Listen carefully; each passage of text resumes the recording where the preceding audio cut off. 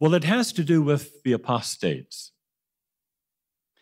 Now, there's something that the apostates are talking about and trying to put forward. The media has picked it up. Others have also picked it up. And that is our scriptural position of having two witnesses a requirement for judicial action if there's no confession. Well, how might we do that? Well, we'll go to Matthew chapter 18 and verse 16, because obviously Christ Jesus established the Christian arrangement. And notice what he said, Matthew 18 and verse 16. He says, but if he does not listen, take along with you one or two more, so that on the testimony of 2 or 3 witnesses, every matter may be established. So Christ Jesus establishes the fact that there has to be 2 witnesses. Now, it doesn't mean that if there's only one witness, that there's no consequences. There might be, depending upon the situation. But the scriptures are very clear. Before a judicial committee can be convened, there has to be a confession or 2 witnesses. So we will never change our scriptural position on that subject. Good evening. Howdy. And happy Thanksgiving to those of you who are here in the U.S. It's a U.S. holiday. Yes, and before we get into this video, there's a couple of things that we have to take care of. Joel, thank you for the armed and hammered shirt. I love it very much. And we've had some people ask us, what's in the jar? Well, it's pure, unadulterated, ground water. Since we live out in the middle of nowhere, New Mexico, we have a well, and we drink the water fresh out of the ground. Yes. And it is alive. Yeah. And thank you, everybody. We've been getting cards and gifts and donations. Thank you so much for your generosity and your love and support. As always, we love it, and we love you guys. You know, best viewers ever. And I also want to thank Louise Palmer. She gave me permission to use her video of the BBC interview that she did. And big surprise to most people that Marc and Cora was on there. Yeah. So that answers everybody's questions, you know, because I've been trying to keep it hush-hush. But that answers everybody's questions of what they've been up to. And so thank you, Louise. And we've put her interview on our channel so everybody can watch that. And we've got more. Yeah. We've got more that we're going to be bringing up. Now, I want to mention that the BBC mentioned that that interview they did on the 20th, November 20th, 2017, got overwhelming response. And so they did a follow-up. Go figure, right? Yeah. Watchtower? Go figure! Hey!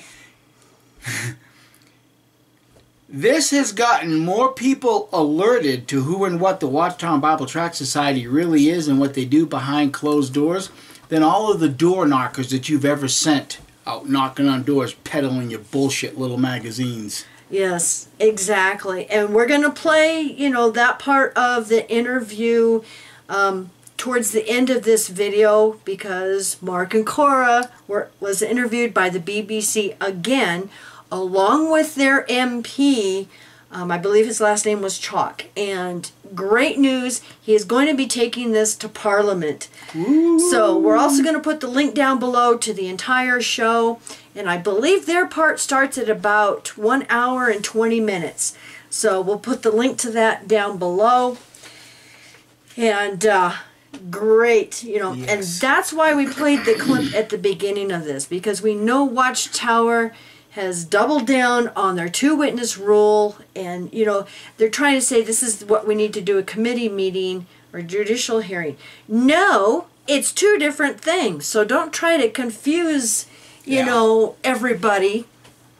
It's like unbelievable. Well, the thing is no matter what they tell the Jehovah's Witnesses in their broadcast, and, you know, their little broadcast, their puny little nothing broadcast, that 2-witness rule, Jehovah's Witnesses, it's never, ever, ever going to hold up in a court of law.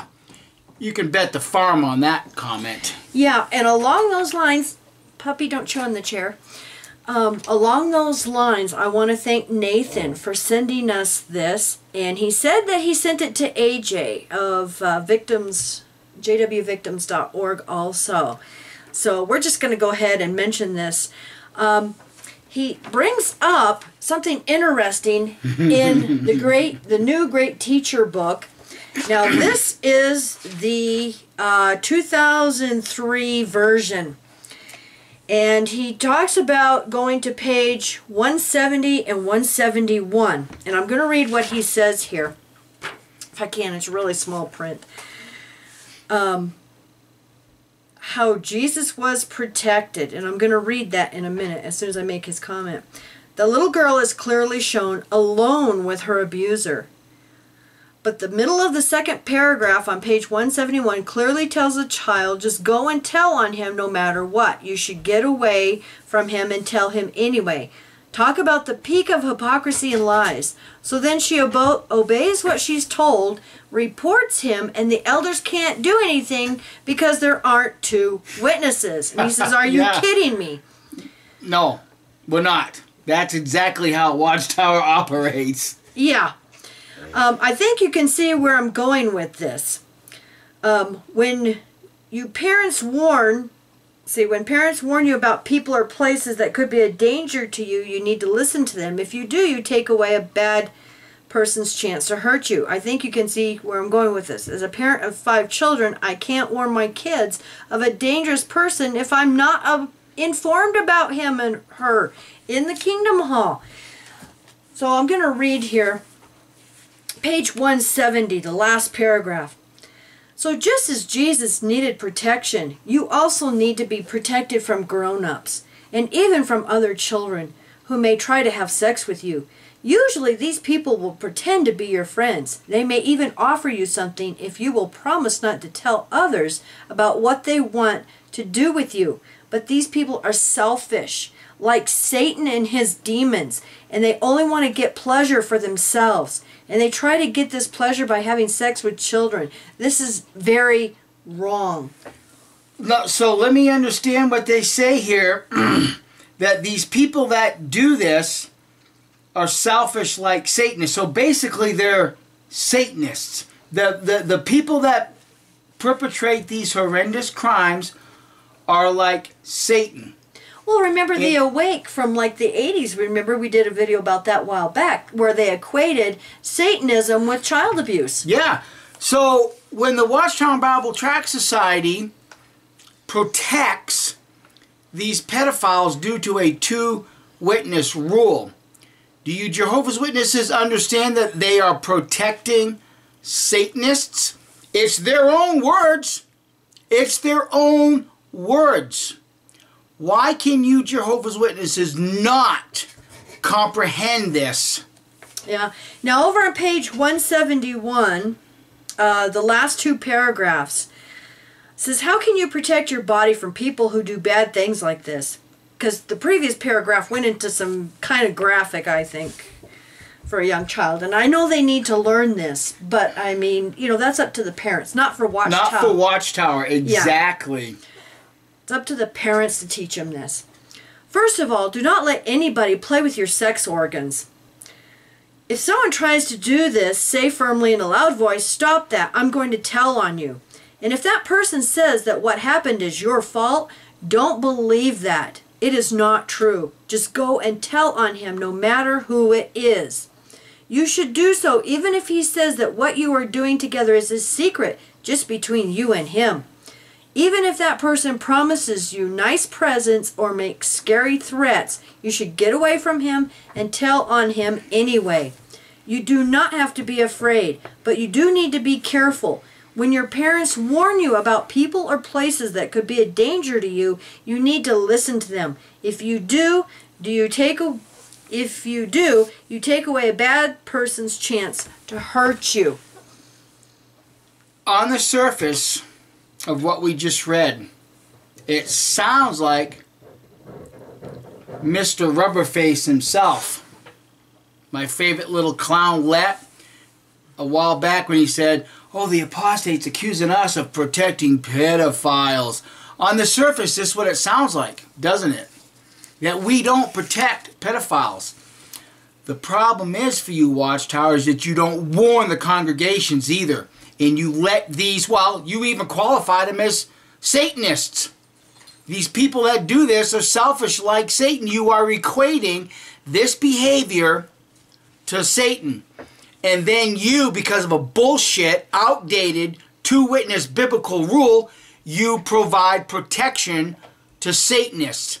And you poor Jehovah's Witnesses that are sitting in that Kingdom Hall, you will never, and I mean ever, be told who the pedophiles are in your congregation, because unfortunately there's a little two-witness rule that they just doubled down on that keeps you in the dark and that keeps you in a permanent situation of danger and your children.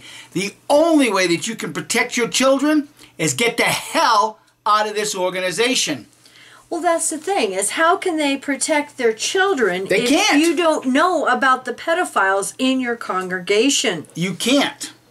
And here's the thing, is that if you're an adult that has children in the Kingdom Hall, you might get a little bird whistle in your ear. You know what? You might want to not let your children go out and service with brother so-and-so. That's how they do it. But they don't warn the rest of the congregation. They may warn the parent, but they will not warn the entire congregation. Exactly.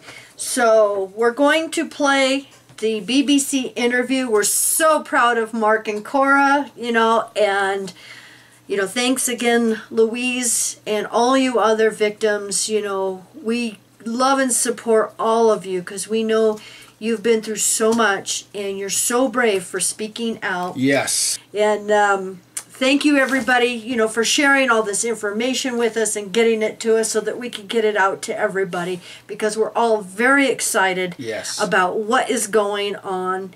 And we hope that we can bring light to this horrific problem within the organization. And the more the general public and can learn about this in the media, then the better. Yep, absolutely. So everybody have a wonderful holiday. Yes. And if you're going to be out Christmas shopping during Black Friday or this particular weekend, be very, very safe. Be careful. And watch your purses, watch your pocketbooks, watch your wallets. Keep an eye on your wallets. Watch your kids. All like that. Watch your kids, absolutely, because there's a lot of people out there that are willing to take advantage of those who are not paying attention to their surroundings. So please enjoy the weekend, enjoy the holiday, but be safe and remember to watch your surroundings. Yes, and please share this everywhere, that you can, in all the forums and media and everything, because I think this BBC investigation, especially now, if they're going to try and get it to Parliament, I think this is going to be a kick in the backside to Watchtower, which is happy dance time. Yes, so I'll catch you in the next video, and know that we love you. We love you all. Bye. Back to a story we brought you yesterday, and it's been a real labour, this story, to bring it to you. Months of work, hours of meeting victims, and some, well, frankly, incredibly graphic accounts. We can now tell you a Conservative MP is taking the result of our BBC Hereford and Worcester investigation over fresh claims of child abuse within the Jehovah's Witness organisation to Parliament. Yesterday, we revealed fears that the Church's own rules are protecting perpetrators, with one top child abuse lawyer comparing it to the scandal in the Catholic Church. One woman from Worcestershire, who wished to remain anonymous, has come forward to speak for the first time about her experiences within a family of Jehovah's Witnesses. She says she wants a proper apology from the organisation compared to the response when she was a child. My parents wrote to one of the governing bodies within the organisation and said, "Is this right? Could we do anything else?" And they got a letter back which just said they abhor child abuse and they do their utmost to protect young ones in the congregation. But in this case, they'll have to leave it in Jehovah's hands. Jehovah sees all and everything's fine, don't worry. That seemed to make my parents fairly content, and nothing happened subsequently. What do you think needs to be done now? They need to get rid of the two-witness rule, and actually that wouldn't be that difficult for them to do because the Jehovah's Witnesses quite regularly change their policies. They could go straight to the police. They could actually say, well, we don't talk about this to you or the accused, we're just going to hand it over to the police. And also I think they need to apologise and say, we got it wrong. I think that would actually mean a huge amount to all the victims. The Charity Commission has launched an inquiry into this, and now the MP for Cheltenham, Alex Chalk, is going to be raising questions about this in Parliament. Let's talk to Marc and Cora Latham, husband and wife, both former Jehovah's Witnesses. They live just down the road in Cheltenham. They've been campaigning on this issue. Good morning, both. Hello. Good morning. Marc, what are your concerns then? What's troubling you most about all of this? I think if, or where to start. For me, one of the central issues surrounding this is the two-witness rule. And as your previous callers eloquently described, you do have this situation where they do have a biblical stance on this, and that if individuals come before the clergy class, which is the elders, to bring forward an allegation of molestation or rape in particular of children, the elders will automatically go straight into biblical mindset and look at this from a sinful point of view and describe it to themselves with the strict instructions that they've been given from Bethel. Are there two witnesses to this event? And of course, as we know, the very nature of this type of horrendous crime that happens to children, there are no second witnesses. So if there isn't a second, if there isn't a second witness, it couldn't have happened. And with the line we kept hearing yesterday was that Jehovah will take care of it. He will take care of it. Trust in Jehovah. Leave it with him. And we don't want to cause any disruption within the congregation. We don't want any divisive allegations being brought out publicly. So this needs to be kept very quiet. It's all done right the way down. And then a very tight grip is kept on this from the headquarters in London, who will then strictly go through a set of instructions with that body of elders, those that have been given the information as to exactly what to do next, which in most cases, according to all of the criminal cases that we've had going through the courts, nothing happens, absolutely nothing, unless the individual decides to actually push this forward themselves. Cora, how many cases have you actually seen go to court then, and what needs to change? Well, we've not seen that many go to court in this country. Unfortunately, what tends to happen is that the Watchtower gets there first and tends to squash these cases before they actually reach the public ears. There's one that went through the High Courts last year, which was actually the first case that ever reached the High Court here in the UK. And there are a few others that are going through at this very moment. We've seen recently the cases in Australia, which came to light just because a couple of victims decided that they weren't going to take no for an answer and took it all the way through, and the Royal Australia Commission took it up. And as a result of that, many cases were exposed where there was 106 paedophiles. Obviously, many of them have 1,006, paedophiles that were uncovered, which had obviously multiple victims. And that's in Australia, where there's a very much smaller amount of Jehovah's Witnesses in that country compared to here in the UK. Now, Cora, I'm going to have to put this because it's a fair point, isn't it? You're both ex-Jehovah's Witnesses. Yeah. You're no longer part of the organisation, and many people, some people, have been saying that you have an axe to grind and you're making it your mission to give the organisation a bad name. What do you say to that? Not at all. I think anybody who says that they have to stand back and say, well, would they stand by and watch all of this just go uncovered and then exposed and not stand by and just stand by and not say anything? When it comes to child molestation, whether you have issues or not, with any organisation, I think that if you were to stand by and sit by and not say anything, then you have to look at yourself very closely. We have no axe to grind at all when it comes to the organisation. We found all of this out once we started to look into things when we left. We knew nothing. When we were Jehovah's Witnesses, we knew nothing about the cover-up of paedophilia within the organisation. And I think that's one of the main things. You're completely blinded to this when you are a Jehovah's Witness. Well, it's going to be raised in Parliament by Cheltenham MP Alex Chalk. What do you want? What would you want him to say? What would you want him to achieve by doing that? I think what we're looking for is that we are looking at a serious attempt here to make sure that the historical child sexual abuse inquiry that's taking place, ICSA, at the moment, we want the Watchtower to be given some serious consideration to be in that investigation, to look at exactly what it is that they do in regards to their child safeguarding policy here in the United Kingdom. And it has to be brought up. It would be an absolute travesty if the inquiry goes ahead and the Jehovah's Witnesses are not included with serious work and examination of exactly what it is that they do above and beyond what they're supposed to be doing for their child safeguarding policy. You see, the child safeguarding policy, if you go to a Kingdom Hall and ask for it, you won't get one. There isn't one there. It's very, very rare for any Jehovah's Witness to actually get hold of a copy of their child safeguarding policy. And when you do get hold of it, it's actually full of waffle. There's nothing in there that actually indicates how a child should be protected properly by the organisation that are looking after those particular congregants. Mark, thank you very much for talking to us this morning. Mark and Cora Latham, husband and wife, and ex-Jehovah's Witnesses.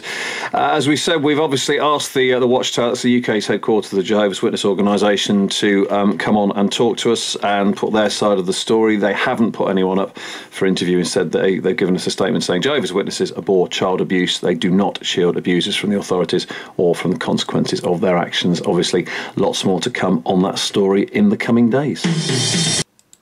Also, it got tons of reaction from you yesterday. It's making the national papers today. Now, our BBC Hereford and Worcester investigation into the scale of child abuse among Jehovah's Witnesses is being taken to Parliament. First, though, before we do anything else, before we get on to our top story, let's have a quick catch-up with where we were yesterday in the investigation, our exclusive investigation that we brought you news of for Monday. If you remember, our reporter Felicity Kvesic spent 3 months researching new claims of child abuse within the Jehovah's Witness organisation amid fears that their own rules were protecting perpetrators. You may have seen it on all the national news. Yesterday it was on the lunchtime news. It was on Midlands Today, one of the most read stories on the BBC News website, and it's in the papers today. This is the Mail's headline, Victims of Jehovah's Witness sex abuse told not to report it. And makes the Telegraph as well. Jehovah's Witnesses accused of covering up child abuse victims claim the organisation's teachings have protected offenders. Yeah, one woman from Worcestershire who wished to remain anonymous has come forward to speak for the first time about her experiences within a family of Jehovah's Witnesses. She says she wants a proper apology from the organisation compared to the response that she got when she was a child. In this case, they'll have to leave it in Jehovah's hands. Jehovah sees all and everything's fine, don't worry. That seemed to make my parents fairly content and nothing happened subsequently. They need to apologise and say, we got it wrong. I think that would actually mean a huge amount to all the victims. Yeah, it was really, really strong stuff. If you heard that yesterday, extraordinarily brave to come forward and you know, sort of stick your head above the parapet like this. But it is being taken to Parliament. That's the latest we can bring you. Conservative MP Alex Chalk is actually going to bring this up in the House of Commons, and we'll be hearing from him shortly. So that's where we're at. More to come on that. It's 8:10. Now, it's taken months of work, hours of meeting victims, and some incredibly graphic accounts. And now a Conservative MP is going to raise fresh claims of child abuse within the Jehovah's Witness organisation in Parliament.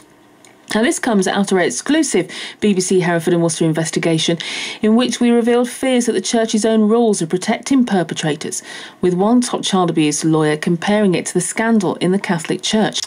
So there we are. That's one woman from Worcestershire who's come forward very bravely to tell us all about this, and obviously wishes to remain anonymous. But it's as part of the work that's been done around this. Our investigation has led to the Conservative MP for Cheltenham getting involved with this. Alex Chalk, good morning. Good morning to you. Now, you're going to raise this, aren't you, in Parliament? What do you hope to achieve by bringing this to Parliament's attention? Sure. Well, there are two things that I want to do, one of which I've actually already done. So the first thing is actually to raise it specifically with ministers and the government itself. So I've spoken to Robert Goodwill, who's the Minister of State for Children and Families, and I've said, look, drawn this to the attention of government, saying this is something that needs to be considered. But the real point is this. There is already an inquiry, the independent inquiry into child abuse, which is up and running, which is looking at the broad gamut of abuse potentially perpetrated historically across the piece. I think this needs to be part of that. And I want to make crystal clear, this mustn't be about persecution, it mustn't be about witch hunt, this must follow the evidence. But if there is evidence of impropriety and systematic cover-up within this branch of Jehovah's Witnesses, well, that needs to be looked into, it seems to me. Alex, what have you heard? Have you had people come forward to you and speak to you about this? What kind of evidence have you had brought to you?